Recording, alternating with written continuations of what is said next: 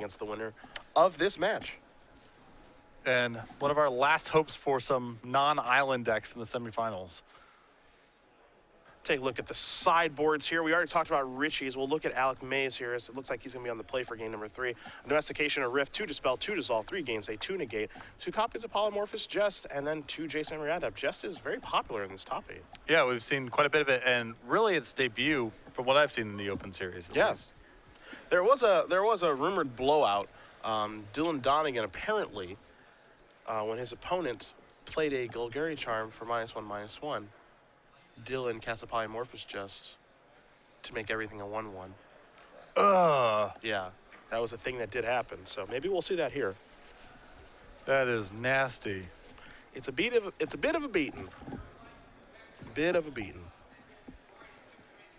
So we'll see what happens. That's for sure. And Alec May will be on the play this game. Richie looked like he was able to even things up in game number 2. And Richie does have access to the 3 Mistcutter Hydras. I expect to see the Doomblade come in, the Golgari Charm, 2 copies of Putrefy. Putrefy, not the most efficient removal spell, but Master Waves.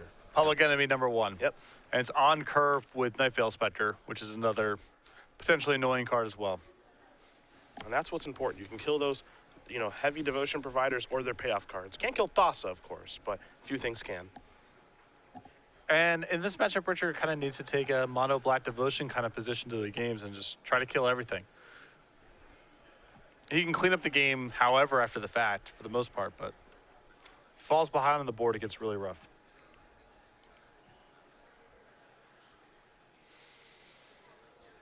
So all the removal, even the removal that isn't the most efficient, still does a lot of good work for him.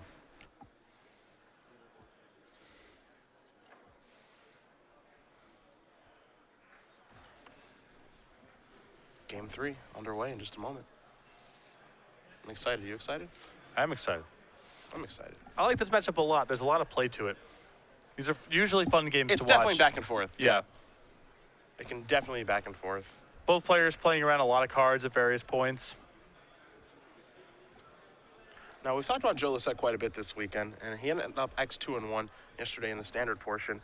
Why do we talk about him so much? Of course, it's the Season 3 leaderboard. He's got 147 Open Series points right now. That does not include the total that he was able to gain yesterday. It looks like a top 32 finish happened for Joe yesterday. But you see the lead there, 13 points, 13 points over Alex Bertoncini at this moment. He's obviously gained a few points yesterday. He's going to gain some points today, but there's a chance for a lot of points to be gained. Yeah, and this is his last shot, really, as he's already confirmed that he's not going to Syracuse or DC. So, barring some IQs in Southern California, this Open today is his best chance to make up a lot of points and stretch out the lead, which is going to be required. It looks like a lot of points on the surface, and it is, but with 2 Opens to go, Alex, Gerard, and Ken Ketter, if he's willing to travel, they definitely have an opportunity to catch up. Yeah, we expect to see a lot of those non-Lissette names in Syracuse next week and in DC 3 weeks from now. So Alec going to take a look at his opening hand. And 7. He's got a lot of spells over there. You saw the Rift and the Rapid Hybridization. There's also a Nightveil Spectre. And will they keep? That's the big question. Looks like a slower hand. Yep. He will begin. No 1-drop, just an island. Richie with the Temple of Malice. It's time to scry. Looks like Richard does have a Forest and a Sylvan Caryatid for next turn, and that's the kind of opening he needs. In this matchup, yeah. Especially when you're on the draw, you do want to accelerate quite a bit.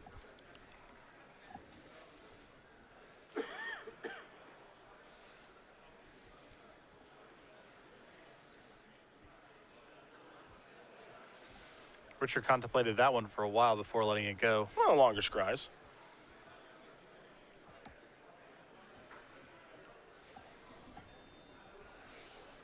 There's an island.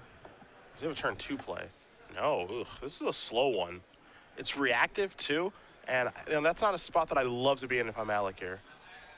Yeah, if you give jump monsters all the time in the world, they're definitely going to overpower you. Yeah. Just have more expensive cards and more impactful spells. And the 3rd land's immutable, so it's not even an island for Nightveil Spectre. Now, Thassa's certainly big, though. If you're not going to do anything until turn 3, you might as well play arguably the best card in the deck on turn 3. Yeah, especially since Richard probably has some sort of removal spell at the ready. It's really rough to play a Night Veil into the face of, a Putrefied or Abrupt Decay. Get something stable into play. Domry's going to tick up. Sylvan Caryatid going to be added to the grip. There's a Forest. Looks like a Mystic as well. And there that is. And now Richard's mana is online. Absolutely. In quantity and quality.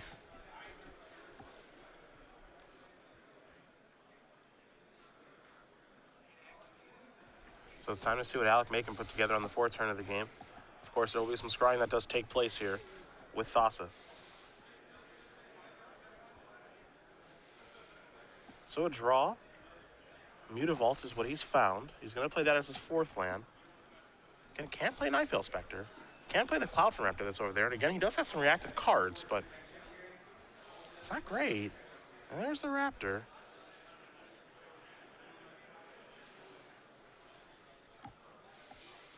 See what the follow-up's going to be. You see a backup Thassa over there? That's not great. We know about the Rift. We know about the Rapid. And I think the other card is just simply the Night Veil Spectre we've been speaking of. So this is not a great hand. May just send one of his Mutavaults over a Domry. I don't hate that. Starts to contain the Planeswalker a little bit. Yeah, it's going to go active.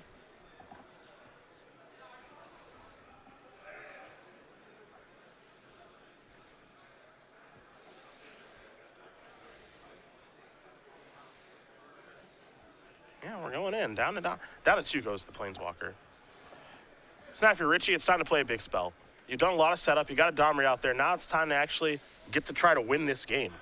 I think that's the big key right now. Yes, capitalize on Alex's slow start here.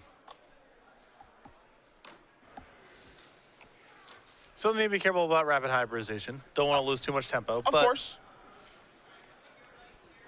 There's only a certain range of cards you have to play around, and of course the players do have each other's deck lists, so they know these things. Domry's going to tick up here, so we'll see what Richie can find. And the answer is not a creature, so he puts it back.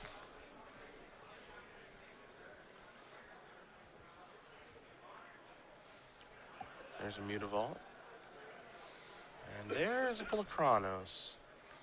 2 mana. That is another Caryatid and just passing the turn back. So now Pulachronos can defend Mutavault. Or excuse me, can defend Domry. And we'll see what else does happen here in just a little bit.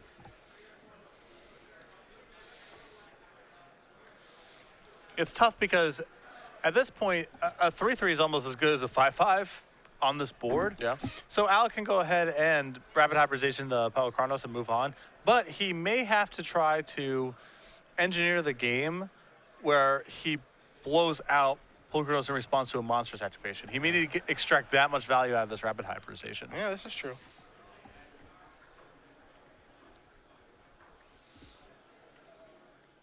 When Mono Blue Devotion isn't out on the front foot, it doesn't really have any tempo or pressure going, these kind of exchanges they are not as powerful as they are when the deck's attacking.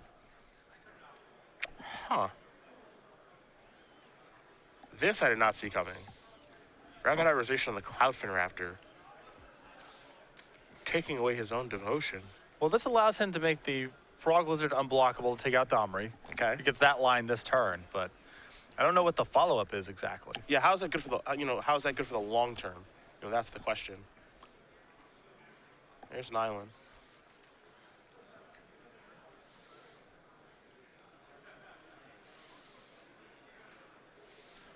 We could see a turn here, Tidebinder Mage, tap your Pulachronos, make my Frog Lizard unblockable, kill your Domry, which is not a bad turn of events. Yeah, but then the problem with all this is everything breaks down if Richard has a removal spell in his hand.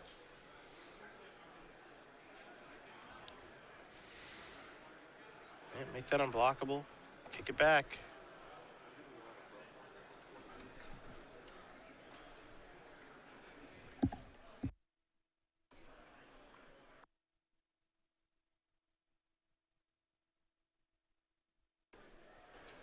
So I'm not exactly sure what the game plan is here. I mean, Alex does have a Cyclonic Rift in his hand. He can bounce something, but he doesn't have enough momentum in play to really take advantage of cards like Rapid Hybridization and Cyclonic Rift in this fashion.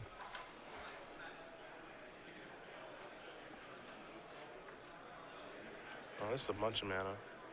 Dragon, maybe? Okay. Sure, just put him to the test. I mean, he's nothing wrong with this. Yeah, I like just getting, hyper aggressive here is definitely not bad. Got an opponent down to 3 cards in their hand, not much of a board. They have some tricks, but they can't harm you that much. They're not going to blow you out in combat or anything. So just go ahead and haul off. Sure. There's a Rift. Okay, cool. We'll do the same thing next turn. I'll still have my Storm Breath in play. See if there will be a follow-up play of those Manic Summons that are left over. And the answer is no. So May's going to scry. Take a look at the top card here. Again, the hand right now is Spectre and Thassa. And the tough part is, Alex really needs to keep some blue mana up on his turn to keep up the impression that something's going on. Because otherwise, if he taps out a blue, Richard just gets to go untap and confidently go, okay, I'll Abrupt Decay your creature, or I'll Putrefy your creature. So Alex can't even fully develop his board at this point because he needs to leave up mana to at least have Richard try to play around something. It's been a decidedly awkward draw for Alec this game. Well, the rapid hybridization on his own creature instead of the Polukranos forced him down this road. Yeah. He did get the Domri off the table, which was important. But now he's forced to answer this Polukranos turn after turn, or just allowed to go monstrous, which is not, it's not clear that's something he can beat. Yeah, the number of answers to a card like Polukranos from mono blue is very low. Yeah. They have a finite number of ways to kill that thing, or at least to interact with that thing, and 2 are already gone in Rift and Rapid Hybridization. Rift, of course, not a permanent solution, but you can mess up Monstrosity. And Rapid Hybridization, not the best solution, but it is a solution, and that's all that matters.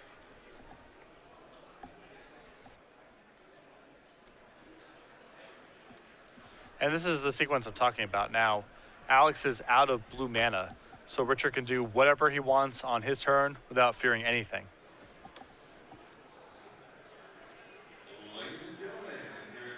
It just passes. You see Mutavolt's not going to attack. You saw the Frog Lizard get in. Thassa isn't on yet. He's kind of at the mercy of what Richie can do this turn. Again, we know one of the options is Polukranos. We'll see what the follow-ups will be. And Richard can do everything knowing that it is uncontested.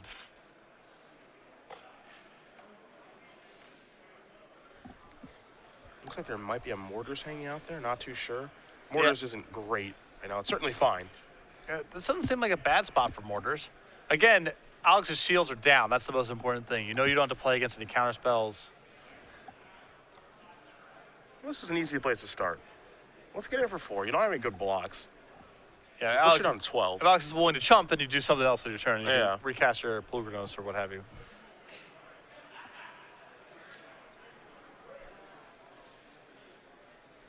So there's the World Eater. And I actually could see an argument for just or just not even overloading Mortars, just regular casting it, but just take care of Nightfell Spectre and load the Devotion count. But this is certainly fine as well. You do have the ability to monstrous Polukranos if necessary. Do you like that sequence better than just overloading Mortars? If I that's like getting to the board still. Your life total's so high. You're not in a rush to cast removal. You can certainly walk him into a larger Museum Mortars at this point, I think, as well, because your life is so high. So he needs to continue committing things to the board. It just seems like there's a possibility for the game slipping away from you if Alex is somehow able to get a 5th Devotion in play and then, say, counter your Mortars. Now all of a sudden there's a game. Just leaving it with, you have Storm Breath in play, he has Thassa and no board, and you still have Polukranos left over. Seems like it's really hard to lose. But I also buy your argument. You're not under any pressure to do anything specific right now. Yeah. Your hand isn't forced to do really anything right now. You can just keep committing large threats to the table. There's the Judge's Familiar.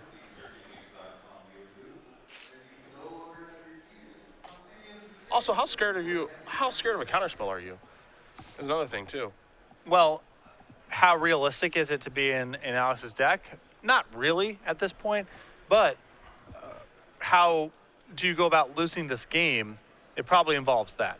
So it's at least worth considering. Okay, having it on the radar. Yeah. Like from this board state, it feels very much like if Alex is able to counter the mortars somehow, Richard could easily lose. That I agree with. That's the concern that I have. Whereas if you leave him with just Thassa and a couple of Mutavaults in play versus your Storm Breath, your own Mutavaults, Pelucranos in hand, it does seem really tough to lose. Thassa's on via Judge's Familiar, and everything's coming into the red zone now. So this is an attack for 10. And Richie's definitely got some options.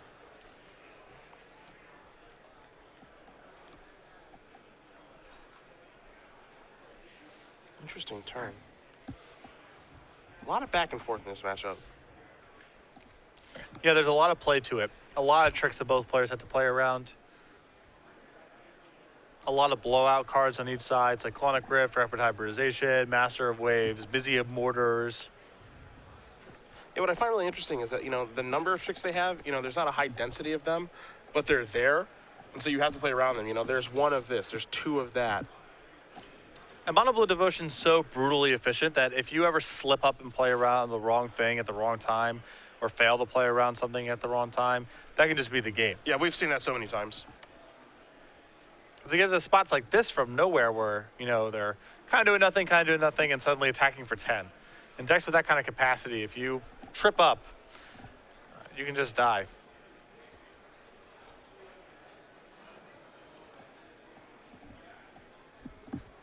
Maybe some chump blocking to take place here. This is 3 mana. Yep. So we're going to get a Monstrosity activation to shoot down Judge's Familiar, which will turn off the Devotion on Thassa. I like that play. Quite a bit, actually.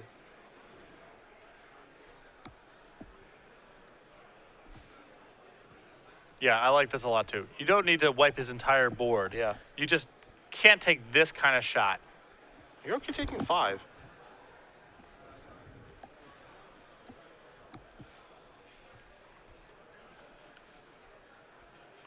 The players will stare at each other for a minute here. Yep. And that does pull Thassa out of combat as things stand. Yeah. And now this can block the Frog Lizard. So maybe a touch of mismanagement here by Alec. It's one of those things where, how is Richard not blocking with Pelucranos in front of your 3/3? There's nothing to be scared of. Yeah, what's the trick that you're going to bust out? Yeah. The best you can do is Polymorphous Jest. And it would become a 1/1 and have a counter on it, so it's a 2/2. Yeah.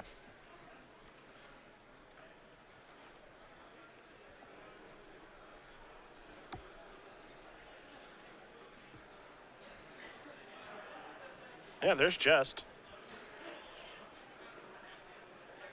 So what you see here is until end of turn, each creature target player controls loses all abilities and becomes a blue frog with base power and toughness 1/1. And I think the important thing there is base power 1/1. You see, he keeps pointing at it, but the counter's still there.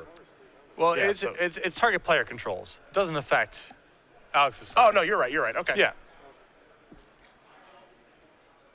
So there's news.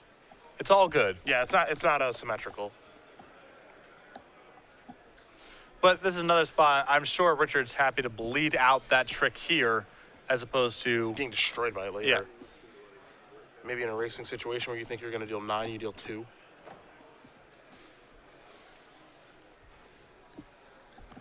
It's a cool card, though. I can see it being good in matchups like this. That's a card I think that is great as like a 1 or 2 of in blue. Yeah. I wouldn't want a bunch of them, of course. You can easily draw too much of that effect, but just like all of blue's other tricks, they're all really good 1s or 2s.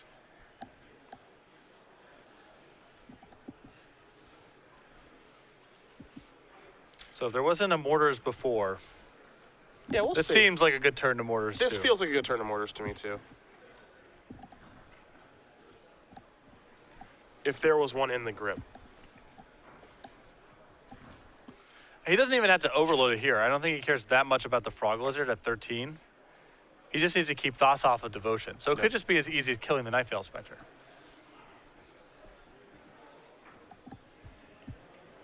He's got 2 mana tapped.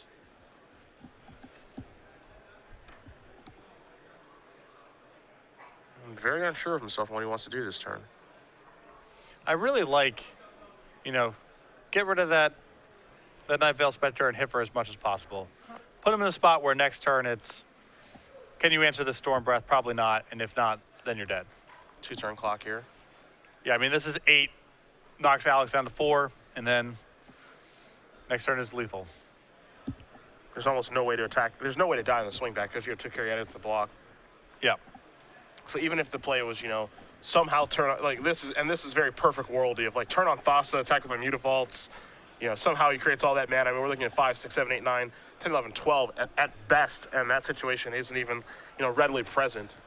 Yeah, 1 card in hand, doesn't even have 4 blue mana in play, so there's no way to generate 4 blue Devotion. Yeah. So I'd be very, very surprised to see any of those things happen.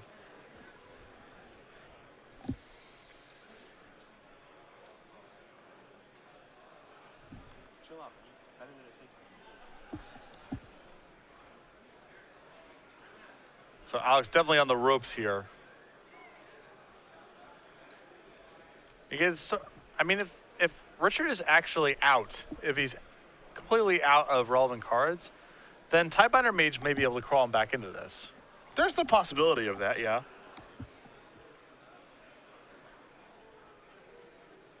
There's a Temple. You saw there was no Mage that turn.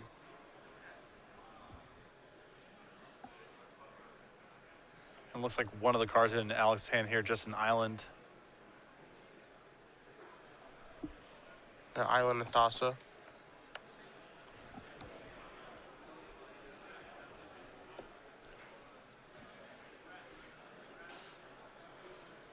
Richard has the Lethal Storm Breath, trying to figure out if he wants to add anything to his board before combat here.